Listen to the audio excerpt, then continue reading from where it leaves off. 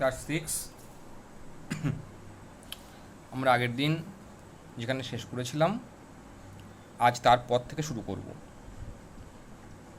আজ আমাদের জানবার বিষয় হলো মৌলিক সংখ্যা এবং যৌগিক সংখ্যা। তো আমরা জানবো কাকে মৌলিক সংখ্যা বলে, কাকে যৌগিক সংখ্যা বলে, কোনগুলো মৌলিক সংখ্যা আর কোনগুলো যৌগিক সংখ্যা। কারণ এরপর অঙ্ক আমরা যত এগোবো তত দেখবে এই সংখ্যাগুলোর কথা বারবার ঘুরে ফিরে আসবে। খুব সোজা জিনিস। মৌলিক সংখ্যা কোনগুলো দেখো, এখানে আমি আগে লিখে রেখেছি।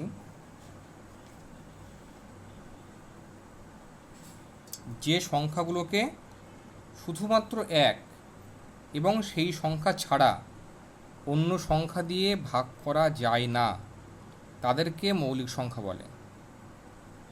দেখো, বিষয়টা হচ্ছে এরকম যে একটি সংখ্যা তোমাকে আমি বললাম, মনে করো 17। 17কে তুমি 1 দিয়ে ভাগ করবে, মিলে যাবে। আবার 17 দিয়ে ভাগ করবে, মিলে যাবে। কিন্তু 1 থেকে 17-এর মধ্যে আর অন্য কোনো সংখ্যা পাবে না যেটা দিয়ে 17কে ভাগ করা যাবে, অর্থাৎ ভাগ করার পরে কোনো অবশিষ্ট থাকবে না, এরকম কোনো সংখ্যা কিন্তু পাওয়া যাবে না। অর্থাৎ 17কে ভাগ করা যায় এমন কোনো সংখ্যা 1 এবং 17 ছাড়া নেই। ঠিক তেমনি এখানে দেখো 2, 3, 5, 17, 19 এরকম আরও অসংখ্য সংখ্যা আছে যে সংখ্যাগুলোকে শুধুমাত্র 1 এবং সেই সংখ্যা দ্বারাই ভাগ করা যাবে, অর্থাৎ যাদের কোনো গুণনীয়ক নেই, সেই সংখ্যাগুলোই হলো মৌলিক সংখ্যা। আর যৌগিক সংখ্যা কাদের বলে? মৌলিক সংখ্যা বাদ দিয়ে বাকি সংখ্যাগুলোই যৌগিক সংখ্যা। তাহলে এর ঠিক উল্টোটাই হবে।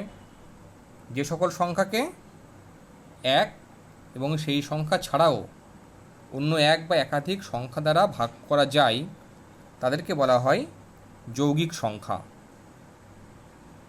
দেখো, একটা উদাহরণ দিচ্ছি। মনে করো 20। 20কে 1 দিয়েও ভাগ করা যাবে, 20 দিয়ে তো ভাগ করা যাবেই। এছাড়াও দেখো, একে 2 দিয়ে ভাগ করা যাবে, 4 দিয়ে ভাগ করা যাবে, 5 দিয়ে ভাগ করা যাবে। তাহলে আরও কি দেখা গেল? যে একাধিক সংখ্যা দ্বারা 20কে ভাগ করা যাচ্ছে। তাহলে আমাদের সংজ্ঞা অনুযায়ী 20কে বলা হবে একটা যৌগিক সংখ্যা। তাহলে এরকম একাধিক যৌগিক সংখ্যা আমরা পাব। কেমন? তাহলে যৌগিক সংখ্যা সেইগুলোই যেইগুলোর 1 বা একাধিক গুণনীয়ক আছে। এখানে কিন্তু আমি এগুলো লিখিনি গুণনীয়কের ব্যাপারটা, তোমরা এই জিনিসটা মাথায় রাখবে।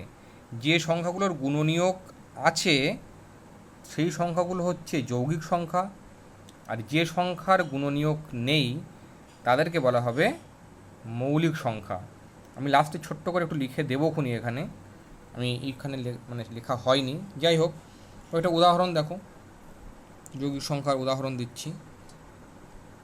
বেশি কিছু দেওয়ার দরকার নেই। 4, 6, 10, 15 ইত্যাদি। কেমন? একটা চার্ট তোমাদেরকে দেখাচ্ছি, তোমাদের বইতেই আছে। দেখো, বইয়ের 7 নম্বর পেজে, পেজ নাম্বার 7, এই ছকটা দেখবে। এই ছকে 1 থেকে 100 অবধি সংখ্যা লেখা আছে। কয়েকটি সংখ্যাকে দেখো গোল গোল গোল গোল দেওয়া আছে, দেখছো? এই যেমন 2, 3, 5, 7, 11, 13। এই গোল গোল দেওয়া সংখ্যাগুলো হচ্ছে মৌলিক সংখ্যা। আর যেগুলো গোল দেওয়া নেই, একটা শুধু কেটে দেওয়া আছে লাল কালি দিয়ে, সেইগুলোকে বলা হবে যৌগিক সংখ্যা। অনেক সময় পরীক্ষায় থাকে যে 1 থেকে 100-র মধ্যে মৌলিক সংখ্যাগুলি লেখো। তাহলে এইগুলো এখানে তুমি দেখতে পাচ্ছ। আর বিষয়বস্তুটা যদি মাথার মধ্যে ঢুকে যায় তাহলে এত কিছু জানবার দরকার হবে না, নিজেই বলতে পারবে কোনটা মৌলিক আর কোনটা যৌগিক। এদের মধ্যে 2 সংখ্যাটাকে দেখো, 2 সংখ্যাটা কিন্তু একটা যুগ্ম সংখ্যা, কিন্তু মৌলিক। আর 1 সংখ্যাটাকে আমরা বলবো মৌলিকও নয়, যৌগিকও নয়। কেমন? এক সংখ্যাটা মৌলিকও নয়, যৌগিকও নয়, মনে থাকবে? আচ্ছা, এইবার আমরা সরাসরি অঙ্কে চলে আসবো।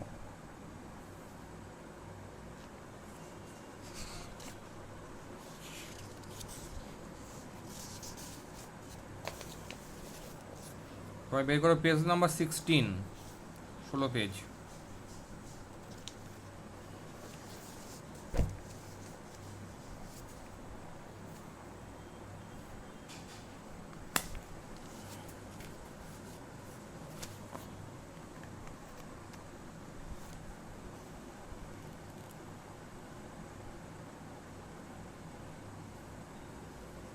কোষে দেখি 1.2।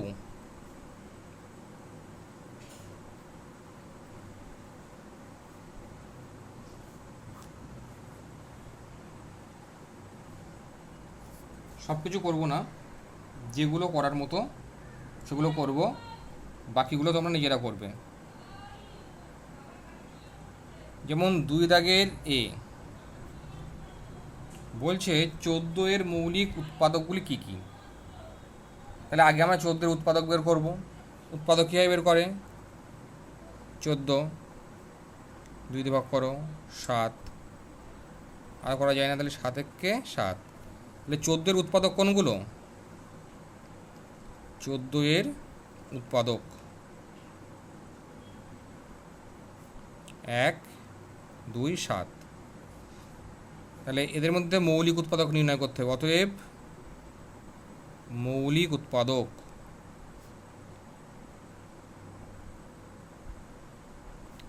আমরা জানি এক সংখ্যাটি মৌলিকও না, যৌগিকও না।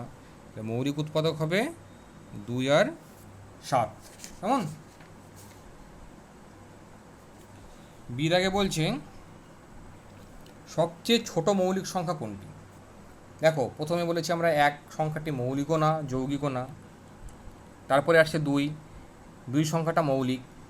তাহলে 2 এর চেয়ে ছোট মৌলিক সংখ্যা কেউ হতে পারে না। তাহলে আমরা লিখব সবচেয়ে ছোট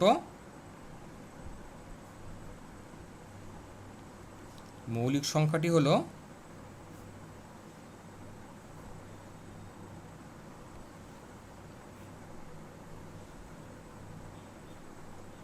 2। এরপরে সিদাকে বলা আছে কোন সংখ্যাটি মৌলিকও নয়, যৌগিকও নয়। আমরা আগেই বলেছিলাম যে এক সংখ্যাটি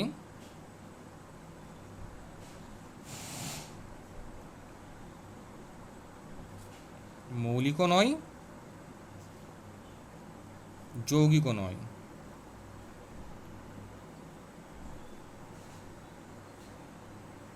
কেমন?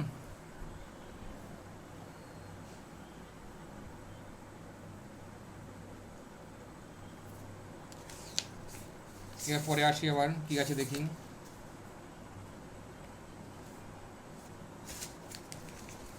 একটা জায়গা আমার বলা হয়নি, সেটা হলো পরস্পর মৌলিক সংখ্যা কাদের বলে। পরস্পর মৌলিক,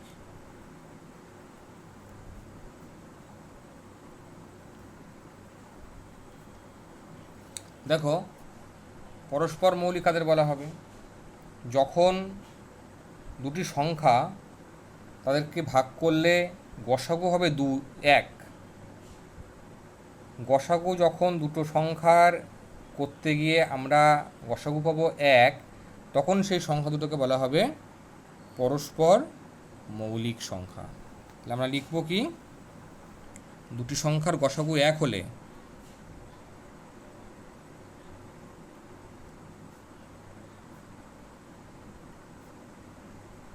সমান সমান 1 হলে সংখ্যা দুটিকে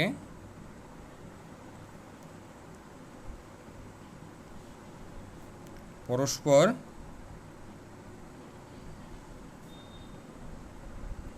মৌলিক সংখ্যা বলে।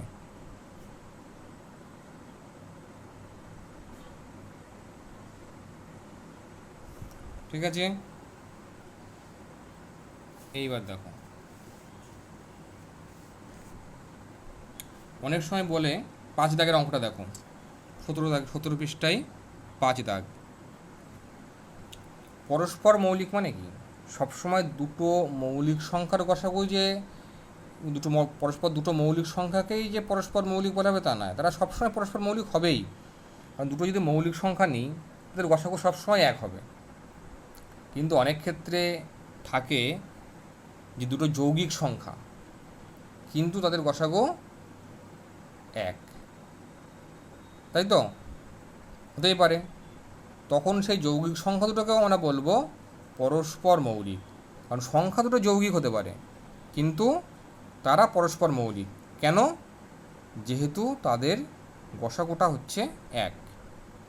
ঠিক 5 দাগে এরকম একটা অঙ্ক আছে তোমাদের, সেখানে বলছে এমন দুটি যৌগিক সংখ্যা খুঁজি যারা পরস্পর মৌলিক। দেখো, ধরি সংখ্যা দুটি, যে কোনো আমি খুশি মতো নেব, সংখ্যা দুটি যে কোনো নিলে হবে না, মোটামুটি নিজের চিন্তা ভাবনা করে নিতে হবে। একটা যৌগিক সংখ্যা ভাবি আমি, যেগুলো 2-এর গুণিতক, একটা হচ্ছে 4, আর একটা গুণিতক আমরা নিচ্ছি ধরো 5-এর গুণিতক, 15 নিলাম, 3 5 15। তাহলে 4 সংখ্যাটি কি? যৌগিক সংখ্যা। 15 সংখ্যাটি কি? যৌগিক সংখ্যা, কারণ এদের গুণনীয়ক আছে। সে 1 এবং এই সংখ্যা ছাড়াও এদেরকে অন্য সংখ্যা দিয়ে ভাগ করা যায়। গসাগু বের করো এদের। আগের দিন গসাগু শিখিয়েছিলাম। 3 4 12, 5 থেকে 2 বিয়োগ করলে 3, 3 দিয়ে ভাগ করতে হবে এই ভাজককে, 4, 3 1 কে 3, 1 1 দিয়ে ভাগ করতে হবে 3-কে, 3 1 কে 3। গসাগু কত পেলাম? 1। অতএব গসাগু সমান সমান 1। তাহলে এই সংখ্যা দুটোকে পরস্পর মৌলিক বলা যাবে, তাই তো? অতএব 4 ও 15 পরস্পর মৌলিক।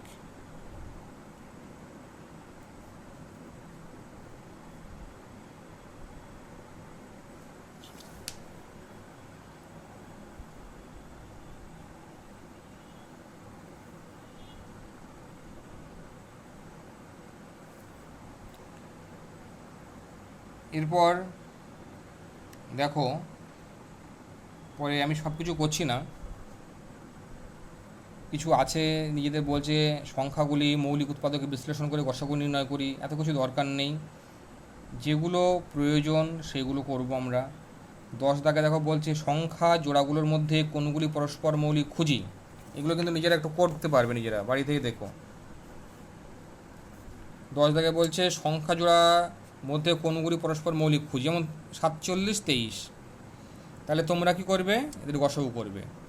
যদি গসাগু 1 হয় তাহলে বলে পরস্পর মৌলিক, আর যদি গসাগু 1 ছাড়া অন্য কিছু হয় তাহলে পরস্পর মৌলিক হবে না। তাহলে এখানে যেগুলো দেওয়া আছে প্রত্যেকটা জোড়ার গসাগু বের করবে, তোমরা উত্তরগুলো পেয়ে যাবে। 11 দাগে বলছে সংক্ষিপ্ত ভাগ পদ্ধতিতে নিচের সংখ্যাগুলির গসাগু লসাগু নির্ণয় করি। তো গসাগু আমি আগের দিন শিখিয়েছি, লসাগু আগের দিন শিখিয়েছি, নতুন করে আর এগুলো সম্পর্কে আমি কিছু বলবো না। তোমরা বাড়িতে এগুলো চেষ্টা করবে আগের দিনের অঙ্ক দেখে দেখে। আমি এবার আসবো 12 দাগের অঙ্কে। বলছে সবচেয়ে ছোট সংখ্যা খুঁজি যা 18, 24 ও 42 দ্বারা বিভাজ্য। আগের দিন যখন আমি লসাগু এবং গসাগু শিখিয়েছিলাম তখন কিন্তু আমি এই কথাগুলো বলেছিলাম যে যখন এরকম বলবে 3টে সংখ্যা বা 4টে সংখ্যা দিয়ে যে এই সংখ্যাগুলি দ্বারা বিভাজ্য সংখ্যাটি খোঁজো, বা এই সংখ্যাগুলি দ্বারা বিভাজ্য সবচেয়ে ছোট সংখ্যাটি খোঁজো, তখন আমরা লসাগু করব। কারণ লসাগুটা আমরা যে সংখ্যাগুলোর করি বা যে সংখ্যাগুলোর লসাগু বের করি সেই লসাগুটাই হচ্ছে সেই সংখ্যাগুলো দ্বারা বিভাজ্য সবচেয়ে ছোট সংখ্যা। কারণ সেই লসাগুটাকে এই যে সংখ্যাগুলো আমরা দেওয়া আছে বা এছাড়াও যদি অন্য কোনো অঙ্ক থাকে এরকম আসে, তাহলে যে সংখ্যাগুলো লসাগু বের করব সেই সংখ্যাগুলো দিয়ে সেই লসাগুটাকে সবসময় ভাগ করা যাবে, অর্থাৎ সেটা বিভাজ্য। তাহলে সবচেয়ে ছোট সংখ্যা খুঁজি যা 18, 24 ও 42 দ্বারা বিভাজ্য। তাহলে আমরা সিম্পল লসাগু করব, আর কিচ্ছু না। এটা আমি একমাত্র করছি, লসাগুটাও শেখা হয়ে যাবে আরেকবার। 12 দাও। কী কী সংখ্যা আছে? 18, 24 আর 42।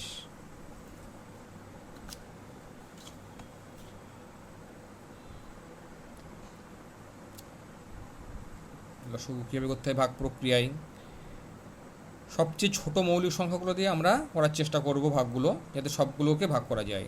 2 দিয়ে করো সবকটাকে ভাগ করা যাচ্ছে। 9 দুগুণে 18, 12 দুগুণে 24, 21 দুগুণে 42। এই সবকটাকে দেখো আবার 3 দিয়ে ভাগ করা যাচ্ছে।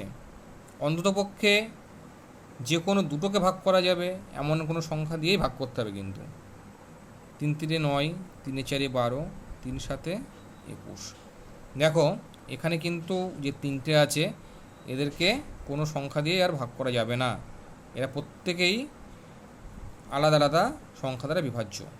অতএব লসাগু সমান সমান এই সংখ্যাগুলোর সব গুণফলটাই হবে লসাগু। 2 গুণ 3 আছে দুবার, 4 গুণ 7 সমান সমান 3 দুগুণে 6, 3 6 18, 4 18 72। 72কে 7 দিয়ে গুণ করো কত হয় দেখে নেবে। 72কে 7 দিয়ে গুণ করলে 7 দুগুণে 14, 4 হাতে থাকলো 1, 7 7 49 আর 1 50। এটা কিন্তু রাফের অঙ্ক। তাহলে নির্ণয় সংখ্যাটি হবে 504। যে 504কে দেখবে 18 দিয়েও ভাগ করা যাবে, 24 দিয়েও ভাগ করা যাবে, 42 দিয়েও ভাগ করা যাবে। অতএব নির্ণয়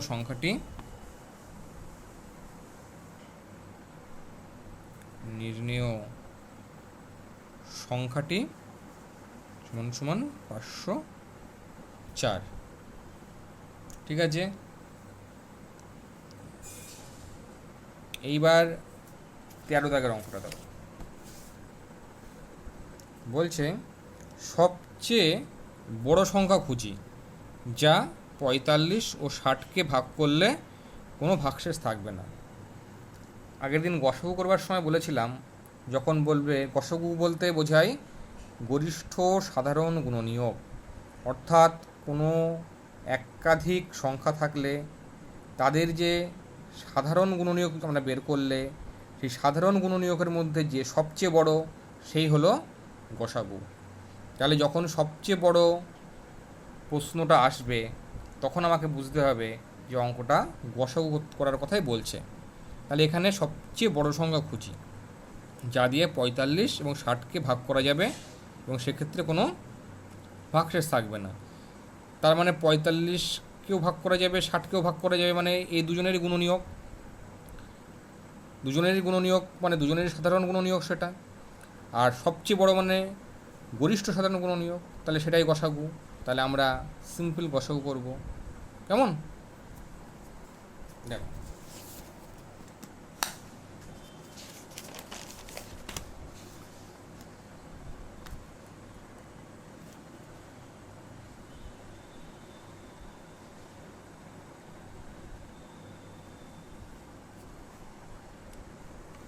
কত দাগ বললাম?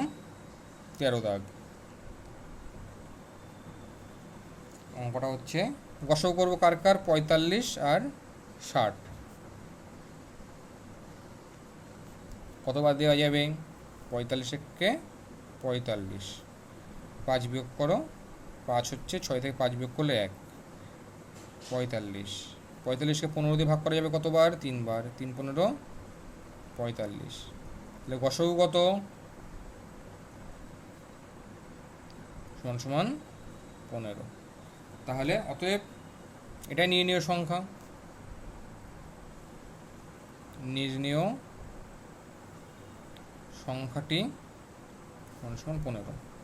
দেখো কি বলেছিল, এমন একটি সংখ্যা বের করো সবচেয়ে বড় যা দিয়ে 45 এবং 60কে ভাগ করা যাবে। 15 দিয়েও 45কে ভাগ করা যাবে, 15 দিয়েও 60কে ভাগ করা যাবে। 15-র চেয়ে বড় কোনো সংখ্যা দিয়ে আর 45কে ভাগ করা যায় না, 60কেও ভাগ করা যায় না। কিন্তু এর চেয়ে ছোটো সংখ্যা দিয়ে ভাগ করা যায়। মনে করো 5, 5 দিয়ে 45কে ভাগ করা যায়, 5 দিয়ে আবার 60কেও ভাগ করা যায়। তাহলে 45 এবং 60কে দুটোকেই ভাগ করা যাবে, সবচেয়ে বড় সংখ্যাটা হবে 15। কেমন? এসব ক্ষেত্রে গসাগু নির্ণয় করতে হয়।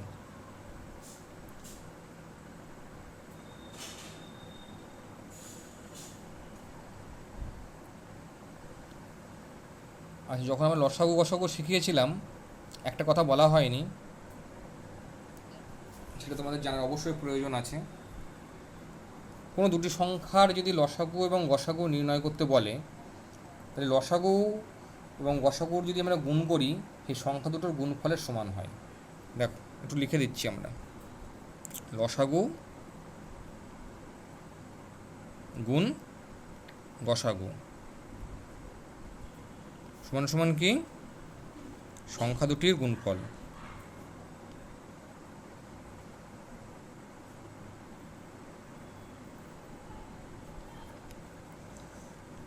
কোনো সংখ্যা দুটি যদি দুটো সংখ্যা দেওয়া থাকে, তাদের আমরা লসাগু বের করব, গসাগু বের করব, লসাগু আর গসাগুটাকে গুণ করব, দেখব যে সংখ্যাটি পাচ্ছি সংখ্যা দুটো যদি গুণ করি সেই একই রকম জিনিস আমরা পাবো। একটা ছোট্ট উদাহরণ দিয়ে দেখাই চট করে। মনে করো 5 আর 15, এদের বলা হলো সংখ্যা দুটোর মধ্যে লসাগু এবং গসাগু বের করো। তাহলে লসাগু বের করছি 5 দিয়ে, 5 একে 5, 3 5 15। অতএব লসাগু সমান সমান 5 গুণ 3 15। গসাগু করো 5 15, 3 5 15, মিলে গেল গসাগু 5। তাহলে লসাগু আর গসাগু গুণ করলে কত হয় দেখো, লসাগু গুণ গসাগু সমান সমান লসাগু হচ্ছে 5, গসাগু হচ্ছে 3, লসাগু হচ্ছে 15 আর গসাগু হচ্ছে 5। 5 15 কত? 75।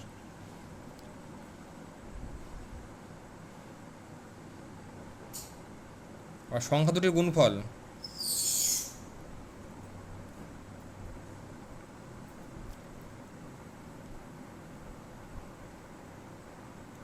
সংখ্যা দুটির গুণফল হচ্ছে, একটি সংখ্যা ছিল 5 আর একটি ছিল 15, 5 15 75। তাহলে দেখো লসাগু আর গসাগুর গুণফল সংখ্যা দুটির গুণফলের সমান হয়ে গেল। ঠিক আছে, এটা একটুখানি আমি জাস্ট উদাহরণ দিয়ে বোঝালাম। এবার অঙ্ক আসবে এরকম, এই সূত্রটা তোমাকে মনে রাখতে হবে। কেমন? খুব ভালোভাবে মনে রাখতে হবে যে লসাগু আর গসাগুর গুণফল, যদি দুটি সংখ্যা দেওয়া থাকে, সেক্ষেত্রে লসাগু আর গসাগুর গুণফল সেই সংখ্যা দুটির গুণফলের সমান হবে। এবার 14 দাগের অঙ্কটা দেখো, বলছে দুটি সংখ্যার লসাগু আর গসাগু যথাক্রমে 252 আর 6, তাহলে সংখ্যা দুটির গুণফল কত? বলো তো কত হবে? আমরা কি শিখেছি? দুটি সংখ্যার লসাগু আর গসাগু গুণ করলে সংখ্যা দুটির গুণফল পাওয়া যাবে। আমরা লিখব, যেহেতু লসাগু গুণ গসাগু সমান সমান সংখ্যা দুটির গুণফল,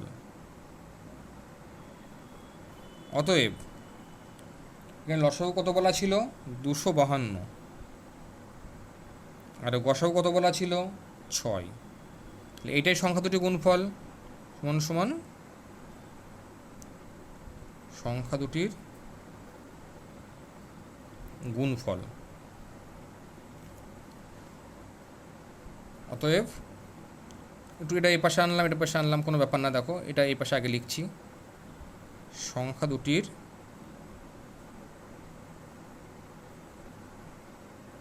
গুণফল সমান সমান, গুণ করে দাও, 6 দুগুণী 12, 2 থাকলো 1, 5 6 30, আর 31 1 হাতে থাকলো 3, 6 দুগুণী 12 আর 3 15। কেমন? তাহলে আজ এই অবধি থাকলো, নেক্সট দিন এরপর থেকে আমরা শুরু করব। সবাই অঙ্কগুলো টুকে নেবে, কেমন?